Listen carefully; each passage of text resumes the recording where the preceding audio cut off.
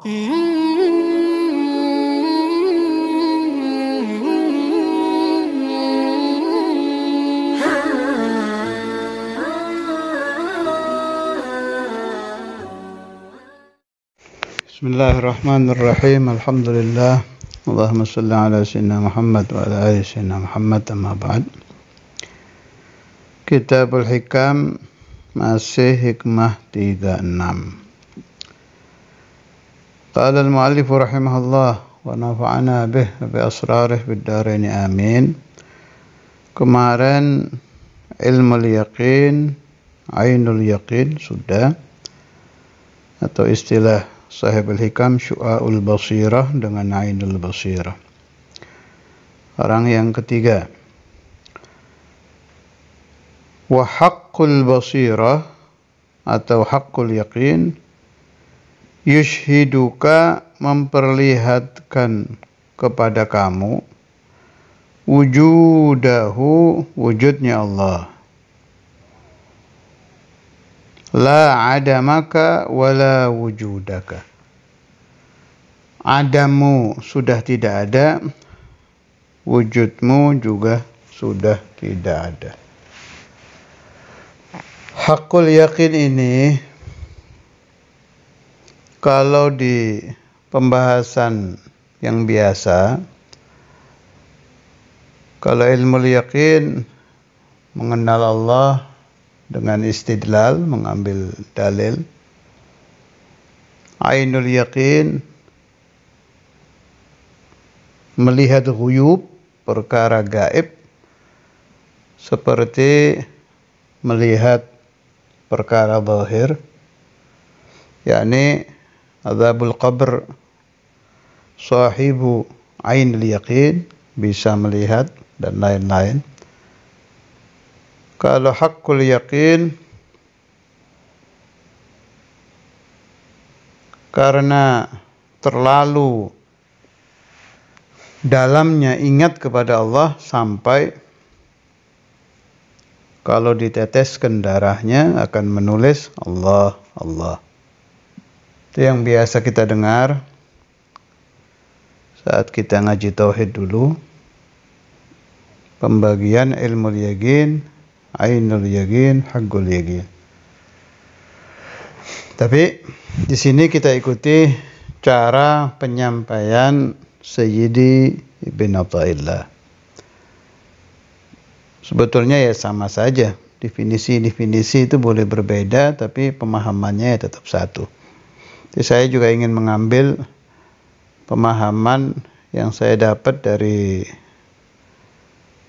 muallim-muallim Darul Hadits, dari orang-orang yang pernah berbaiat dengan Syekhuna al-Imam Al-Habib Abdullah dulu, yang sempat saya tanya dari kelompok murid-murid beliau yang boleh dibilang tarekatnya sudah jalan.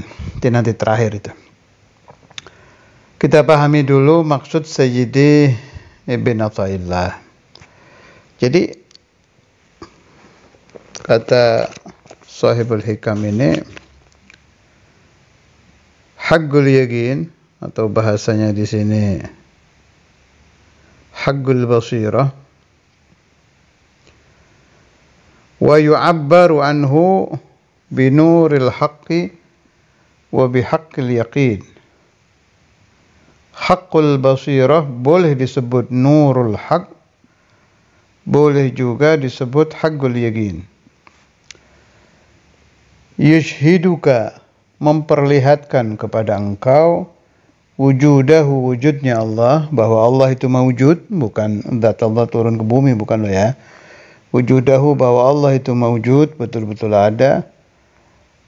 La adamaka wala wujudaka, wujudmu hilang dari ingatan, adammu juga hilang. Ini karena terlalu tenggelamnya di dalam ingat kepada Allah, sampai si zakir, orang yang sedang zikir kepada Allah itu, si wasil, orang yang telah sampai ke derajat wusul kepada Allah itu, nggak ingat apa-apa.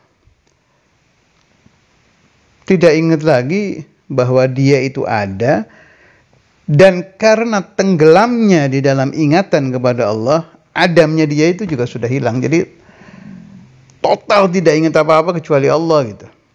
Di atas derajat ainul yaqin. Mang ini sebetulnya begini-begini ini sulit diterangkan ya. Yang paling enak ya pakai pengalaman, tapi meskipun bukan derajat untuk usul ilallah ya susah ya. Usul aja susah. Usul ke ilmu yaqin aja susah, apalagi ainul yaqin, haqqul yaqin ya. Jadi kayak apa ya? Kayak orang yang terlalu tenggelam di dalam ingat kepada sesuatu sampai dia lupa kepada dirinya, sama sekali lupa. Derajat lupanya itu totalitas gitu. Jadi hanya ingat kepada mazkur.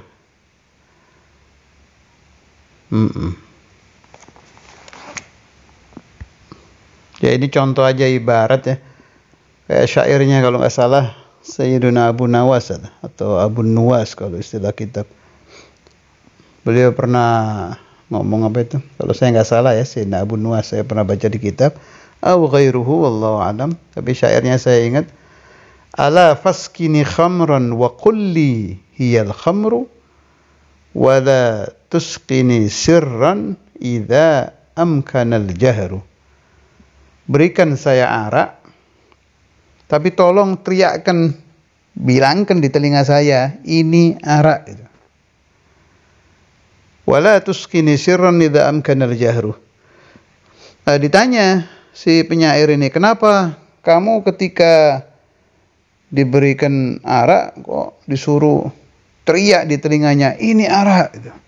Kenapa pakai harus begitu? Dia jawab, loh, sebab ketika saya minum arak saya tidak ingat apa-apa. Sampai bahwa saya minum arak saja saya lupa gitu. Ini yang saya maksud. Jadi orang kalau terlalu mabuk dari arak atau dari apa aja lah, itu lupanya itu total gitu loh. Sampai orang bilang apa aja sudah tidak ingat. Ala faskini khamran wa gulli hiyal khamru.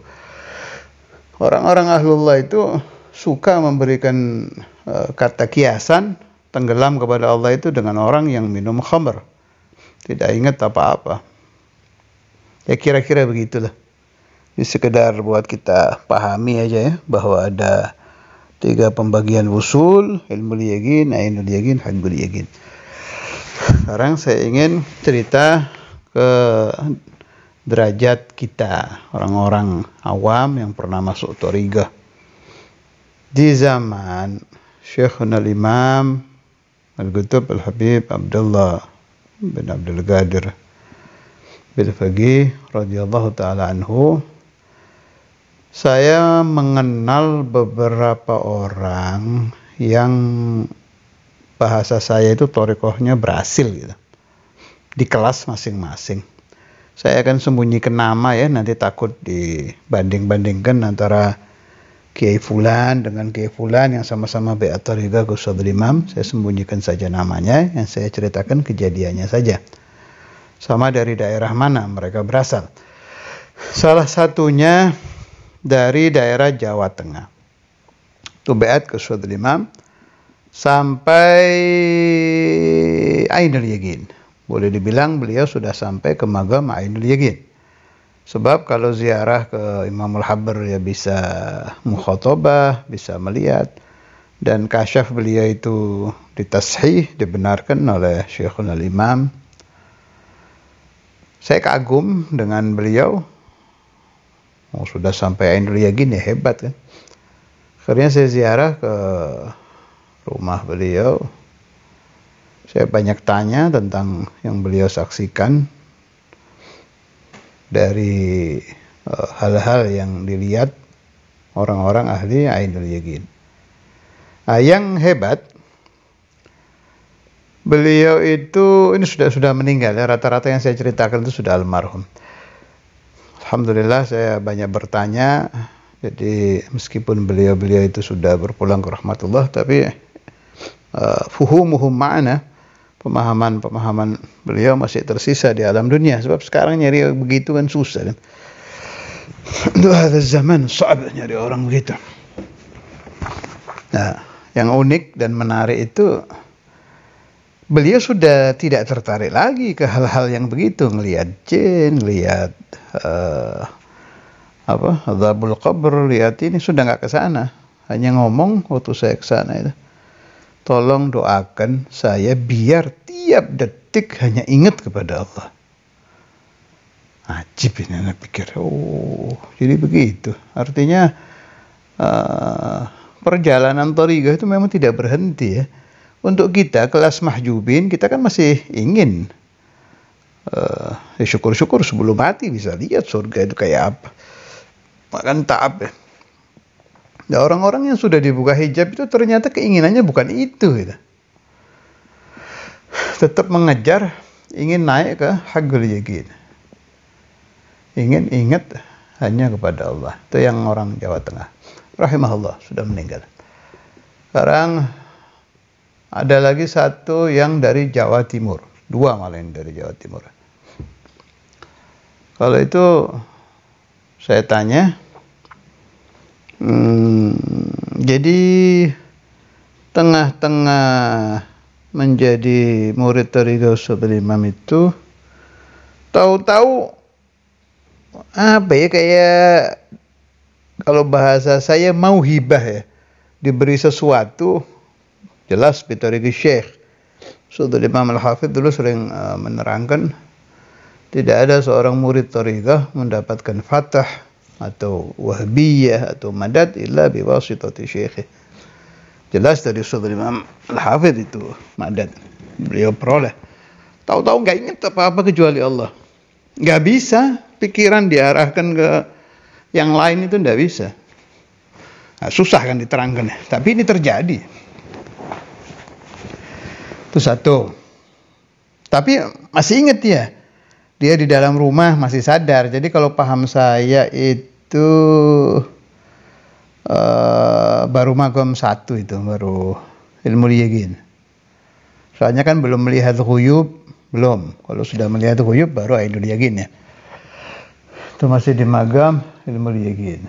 Nah, murid-murid Ustadz Imam yang sampai ke situ-situ itu banyak zaman dulu itu. Hanya kan rata-rata sakatu, dan tidak boleh diumumkan kan, begini-begini ini anti dari pengumuman. Masuk ilmu asrar, masuknya ilmu asrar, tidak boleh dibuka. Tapi ini saya membuka kan tetap saya rahasiakan nama-namanya. Ada gitu, orang begitu itu ada. Yang perlu buat kita yang nggak usah ditanya-tanya itu siapa, masih faedah. Yang penting itu pahami pemahaman mereka, bagaimana cara mereka dapat, terus bagaimana caranya Anda Allah yaj'aluna wa iyyakum wal ahbab wad dzurriyyah min ahlil usul sampai ilmu yaqin, ainul yaqin, haqqul yaqin, itu yang penting. Itu saya katakan paham saya masih tingkat ke-1 sebab tidak sampai musyahadatul ghuyub. Khalas. Satu lagi ini di Jawa Timur juga. Zurtu baitahu, saya berkunjung ke sana ketika saya dengar beliau mengalami itu. Kalau ini berulang kali beliau alami itu. Jadi dapat, hilang lagi, khidmah lagi ke Ustadz Imam, dapat lagi gitu. Beberapa kali dalam hidupnya. Kalau saya tanya dari mana dapatnya? Biasanya itu datang kalau saya sedang banyak khidmah, lagi habis-habisan khidmah ke Ustadz Imam, itu terus datang. Itu wallahu a'lam ya. Ini masih dhanni. Jadi saya belum yakin, dhanni saja. Kayaknya sudah tingkat 3 itu. Sebab kalau sedang datang itu katanya saat ingatan kepada Allah datang itu enggak ingat apa-apa, sampai arah aja lupa. Lupa sudah. Jadi minas subuh ila zuhur hanya ingat kepada Allah. Sampai lagi duduk di kursi, lagi apa itu enggak ingat. Tersadarnya katanya kalau dengar azan. Begitu ada azan di masjid, Allahu Akbar, Allahu Akbar. Kaget, tersadar. Bangun, wudu, sholat, Ba'da shalah gitu lagi. Terus datang ke Saudara Imam Al-Hafidh menceritakan keadaannya. Biasanya kalau habis ngeluh ke Saudara Imam terus agak sadar gitu. Masya Allah. Rahimahumullah, udah meninggal. Rata-rata yang saya ceritakan ini orang-orang maftuhin yang mendapatkan barakat, asrar, mawahid dari Syekhul Imam, orang-orang masa lalu ya, sudah di alam barzah semua. Rahimahumullah wa nafa'ani wa iyyakum wal ahbab wa dzurriyyah min barakatil jami'. Yang perlu saya tekankan bagi murid atau salik yang serius ingin berjalan di thariqah itu, setelah dia menafikan hubbud dunia dari hati, itu pasti akan muncul sedikit demi sedikit asrar, mukasyafat, dan lain-lain. Itu rata-rata, ghalibnya begitu, sedikit demi sedikit. Ada sebagian yang langsung dapat banyak, ya alama aradallah ya. Itu hal yang tidak bisa diprediksi, semua terserah Allah. Tapi yang perlu Anda perhatikan, ayyuhas salik, hati-hati itu. Harus kuat faham mukhalafah wahdaniyah.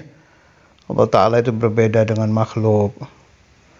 Kemudian wahdaniyah itu maknanya la thaniyah. Tidak la thaniyah lahu, tidak ada yang menduai Allah.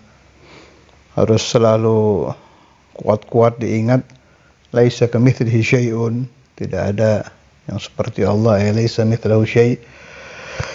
Kemudian apa? Fa kullu ma khatara bi balik wallahu bi khilafi dzalik. Segala sesuatu yang terlintas di hati, yang tercipta di angan-angan, maka Allah beda dengan itu. Seperti apa? Nggak bisa seperti Allah Ta'ala nggak ada sepertinya. Itu harus kuat.